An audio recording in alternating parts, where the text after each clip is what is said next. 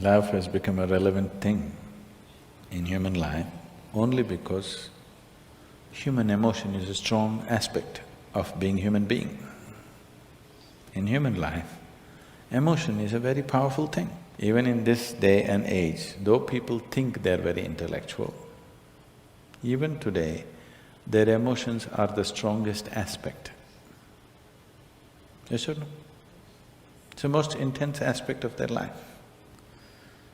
They claim they're intellectual, but their intellect is never so intense, but their emotions are intense. Maybe not love, maybe not compassion, but maybe anger, maybe irritation. These are all emotions. So emotion is a very important aspect of being human. Now, we're only talking about what type of emotion do you want to have? Now, do you have a mind? Do you have a mind? Yes. Would you want it to be sharp or dull? Huh? Why? It works better that way, isn't it?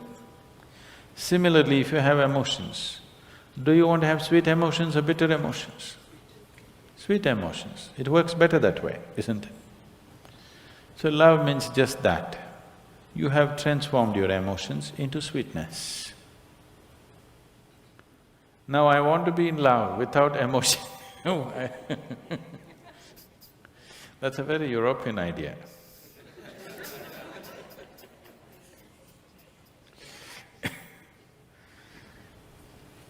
Love is an emotion. It is the sweetness of your emotion which we are referring to as love. If the same emotion becomes bitter, we call it hate. Usually it is the people whom you love that you hate, isn't it? Some time ago you loved them, now you hate them. You don't hate that man who's just walking on the street, isn't it? Some love should have happened and now the coin fell another way and now it's become hate. Yes? So it's just the same coin. If it falls this way, it becomes love, it falls that way, it becomes hatred. Don't think they're too far away. They're pretty close. One little thing goes wrong, love becomes hate, isn't it? So, how to be in love without emotion? Love is an emotion. Now the choice is only, do you want your emotions to be sweet, pleasant or unpleasant emotions? That's your choice. It's an obvious choice, isn't it? But most people are keeping their emotions bitter most of the time. Bitterness need not necessarily mean they're in active hatred. They're in irritation, they're in agitation. They're in some kind of… fear is also an emotion, anxiety is an emotion. It is in some level of unpleasantness. If you make your emotions very pleasant, then life will be very pleasant. Even today, most people experience as a moment of love, as the most profound experience of their life. It is not. But they experience it that way because that is the most intense thing they have touched. What that is the deepest dimension of life they have touched is a moment of love. So they raise it to heaven. People are transporting it to heaven. People are talking about divine love. You do not know whether God loves or not. Human beings are capable of love if they're willing. Dog is capable of love. When human beings fail you, you get yourself a dog.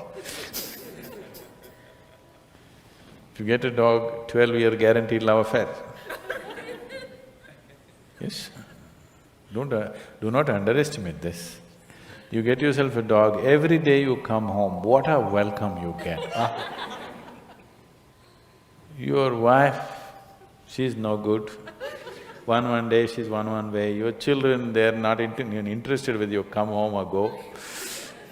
But your dog, every day, what an excited welcome he gives you. Nobody's capable of this, isn't it? Every day, without fail, he'll never show disinterest in you. is such a boost for you. You know? Dog is love for sure. Maybe it's just a spelling mistake. You know, typos can happen.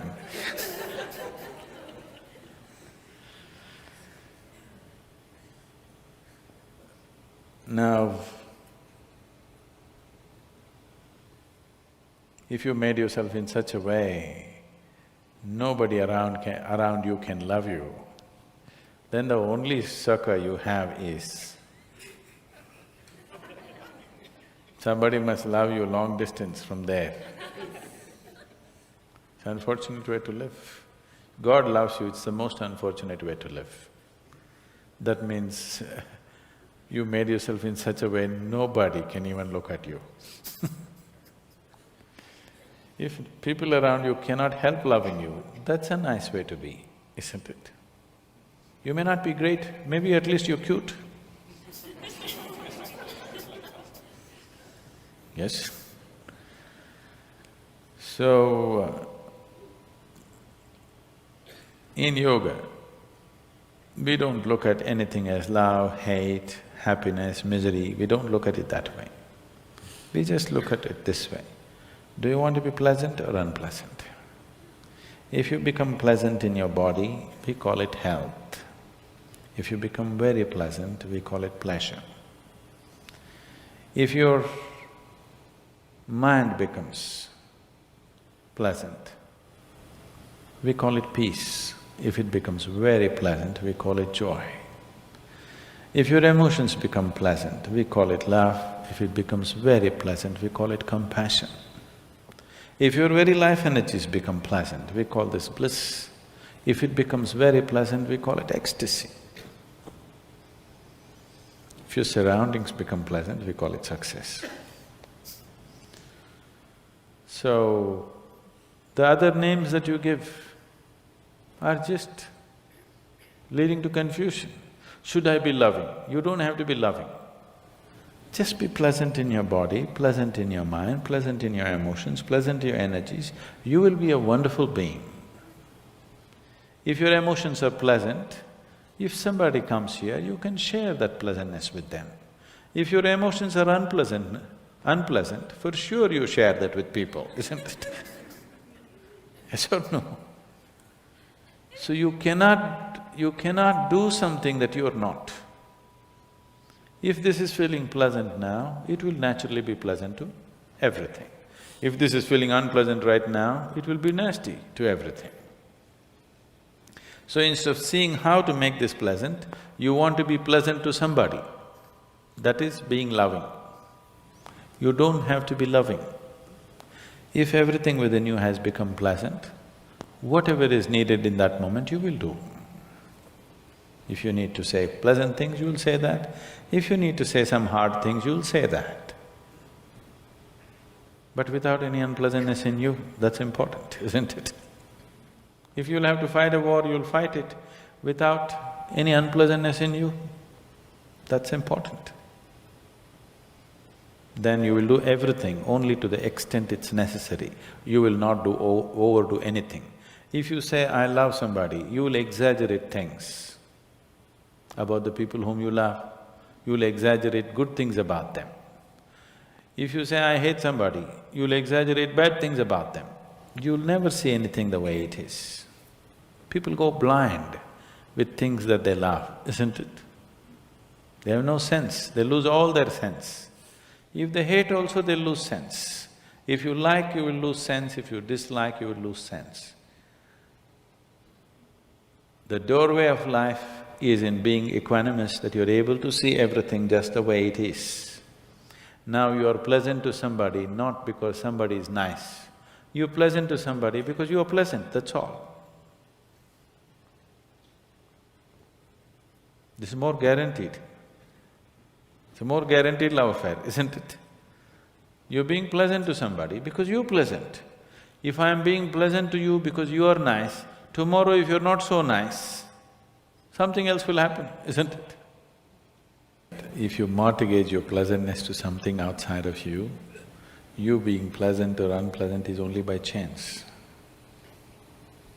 Keeping this one pleasant is your business. If this one is pleasant, with whatever it interacts, it will generate pleasantness. Now you have not managed to make this pleasant, you're trying to be pleasant to somebody. And that is subject to so many things. If you have to be pleasant, they have to be fixed the way you want them. And that's not possible. Nobody can be fixed the way you want them. You're not able to do that even with one person, isn't it? You cannot even fix one person the way you want them, forget about the whole world. The more you try this, the more bitterness and unpleasantness will happen. That is why in the so-called most intimate relationships, maximum amount of unpleasantness happens. So this is because you're trying to do something that you're not. You're trying to be loving when you're not pleasant. When you're feeling bitter, you try to be loving and see it'll destroy you, isn't it? Yes or no? You tried all these things, isn't it? It's destructive. When you're feeling pleasant, it is effortless. So, you just have to look at why is it you being pleasant or unpleasant is mortgaged to external situations. If everybody around me is unpleasant, how can I be pleasant? Especially if everybody around you is unpleasant, it's all the more important that you're pleasant, isn't it? Yes or no? If everybody around you is in a mess, is it not all the more important that you're pleasant? If everybody around you is unhealthy, is it not very important at least you're healthy, even if you want to take care of them? Is there any logic to everybody is unhealthy, so let me also get sick? What is the logic behind this? So if people around you are unpleasant, it becomes even more important that you're pleasant.